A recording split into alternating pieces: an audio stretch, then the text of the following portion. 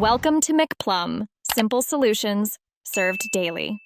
In this video, I will explain how to make money quickly in the stock market. We'll explore strategies focused on short-term gains, which inherently carry higher risks. It's crucial to understand that rapid trading requires significant knowledge and a disciplined approach. We'll discuss setting clear objectives and managing expectations, as the market can be unpredictable. Remember, quick profits often come with the potential for quick losses, so preparation is key. Two primary strategies for quick gains are day trading and swing trading. Day trading means opening and closing positions within the same trading day, aiming to profit from small price fluctuations.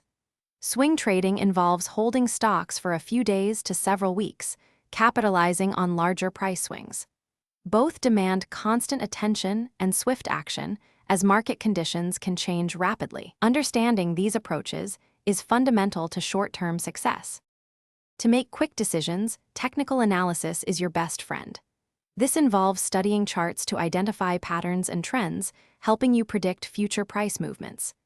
Key indicators like moving averages, which smooth out price data, and the Relative Strength Index, or RSI, which measures momentum, are invaluable.